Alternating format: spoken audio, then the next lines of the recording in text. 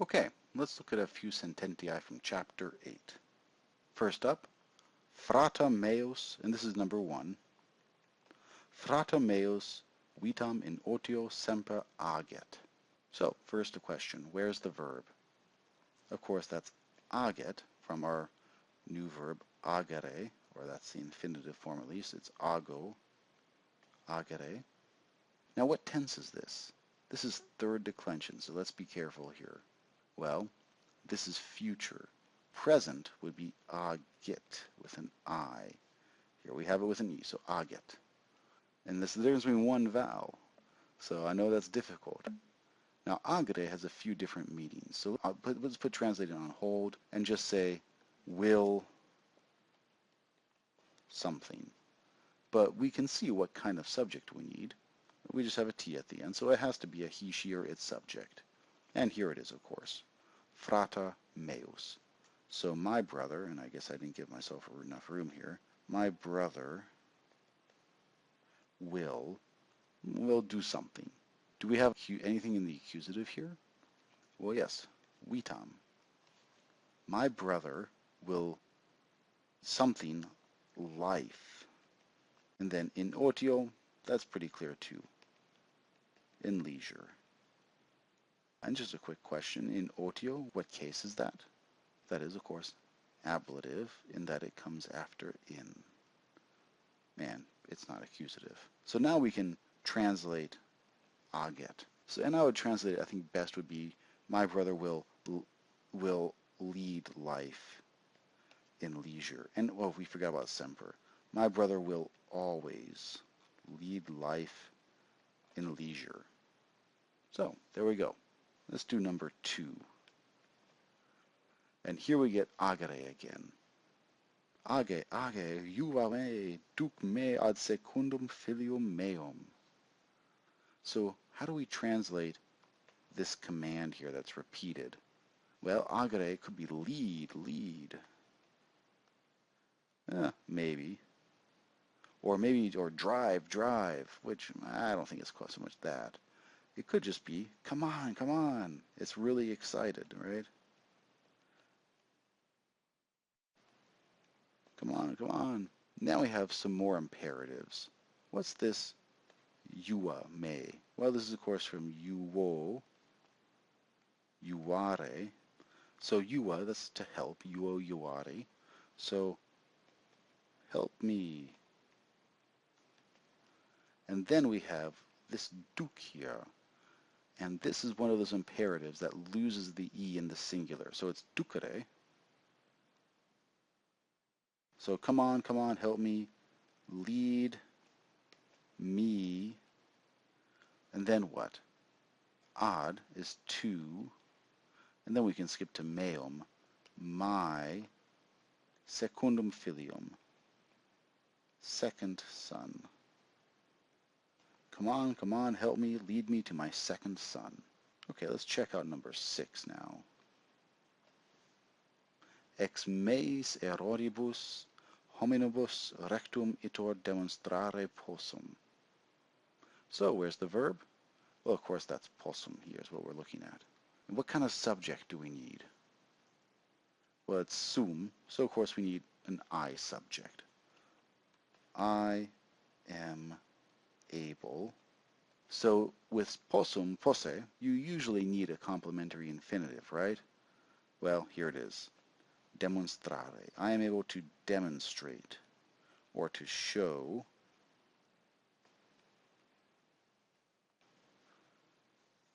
Well, demonstrate what? What here is in the accusative? Rectum is in the accusative. Looks like it. It could be. It's neuter. Rectum ita. So it could be nominative too, right? But there's no real verb for it. Our verb is for the first person. So it can't be nominative. But accusative looks like just like the nominative if it's neuter. And this is neuter. So let's go with that as the direct object in the accusative. I am able to demonstrate the right path. Now, with these plural forms here, erroribus and hominibus, it could be a little confusing. It looks like they're kind of the same, like they're together, but neither is an adjective, so we have to treat them separately. And erroribus, as it turns out, belongs to X, the preposition. But hominibus is not dependent on a preposition. So I am able to demonstrate the right path, X, and here we might go with the meaning of X on account of. On account of, or you could, I think it would make sense to just say out of too. On account of my errors, right? Meis erroribus. So I am able to demonstrate the right path on account of my errors. And then hominibus, that's dative plural. Well, it could be ablative just based on the form, but here it's dative. My errors, to men. I'd like to do number 7 too. Catullus, Marco Tullio Cicerone, Magnas Gratius agit. So here's our verb. It's third conjugation, so we need to think, is this present or future tense? Imperfect would be pretty obvious. You still get the ba in there. But now, here we're just looking for the difference between one letter, a vowel. And here, since it's an I, not an E, it's present. Now, are we looking for an I, a you, or a he subject, or a we subject? What is it? Well, the verb ends in T, so he, she, or it. And here we have names, Catullus, and then Marco Tullio Cicerone. So which one of these is in the nominative? Well, it's normally Marcus Tullius Cicero, so this must be Catullus. The other name must be in the nominative. So we'll start with that, Catullus. And then gratius agit, of course, is the idiom, to give thanks, or just to thank. So Catullus thanks or gives thanks to whom? Well, of course, to Marcus Tullius Cicero. To Marcus Tullius Cicero. Oh, and I messed up a little bit here. You could say Catullus thanks, but since we have this magnas, we better say Catullus gives great thanks to Marcus Tullius Cicero, and then we're done. Ah, heck, let's just do 3 in a row here, because the next one's fun. Eximia forma virginis oculos hominum convertit. The verb, well, here it is, of course, convertit. And since this is third conjugation, we have to ask, what tense is this?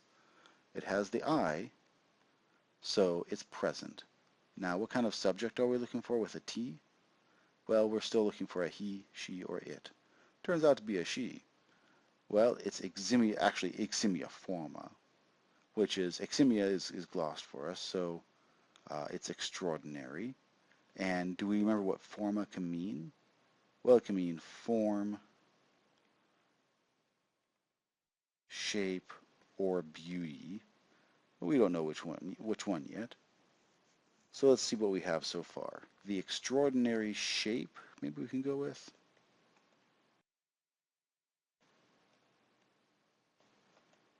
Well, we'll just leave forma blank right now while we figure out which definition we want to go with. The extraordinary form or shape or beauty. And then, what's this? Virginis, genitive singular, of a maiden. The extraordinary, well, if it's of a maiden, it's probably beauty here. The extraordinary beauty of a maiden does what? Well, it convertit is attracts or turns. Let's go with attracts. And what here is in the accusative? This has an M. This has an S. So which one is accusative? This is interesting. Well, in this case, it's oculos. Attracts the eyes. And remember, this is genitive, plural, of men. I tell you, women have been putting up with men since pretty much forever. Let's do one more and I'll leave the others for you. Number 9. Hey, actually, we're doing 4 in a row. Well, I suppose that's okay. Agamemnon magnas copias aetera Graeca ad Troiam ducet. Ubi multos viros necabit. Well, let's look at everything before this comma first. So where's the verb? It's ducet, right here. Since this is a third conjugation verb, we're looking for the difference between one letter. Is this present or is it future? This A here tells us that it is future. So what kind of subject are we looking for? Well, we have a T, so it's probably a he, she, or it. And here it's a he, namely Agamemnon. This was the Greek king who was the commander of the Greek forces at Troy, though he was not an absolute ruler, if he even existed. So what we have here is Agamemnon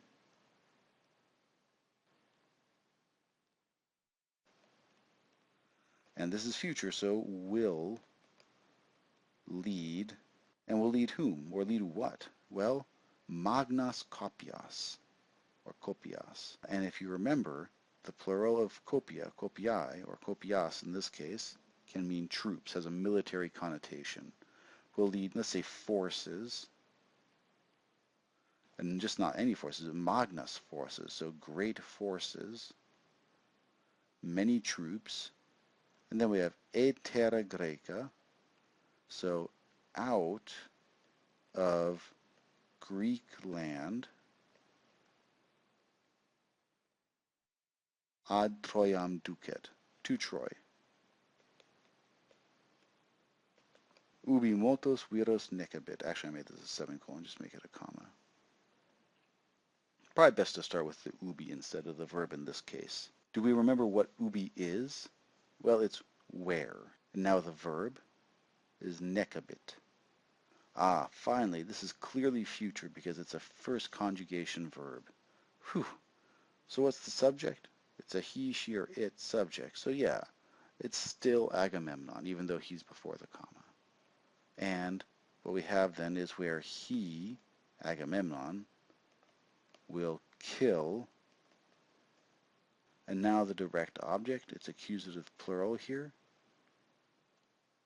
many men. Multos viros, many men. Well, there are a lot of sententiae left over, so get to work. See you in conferencing.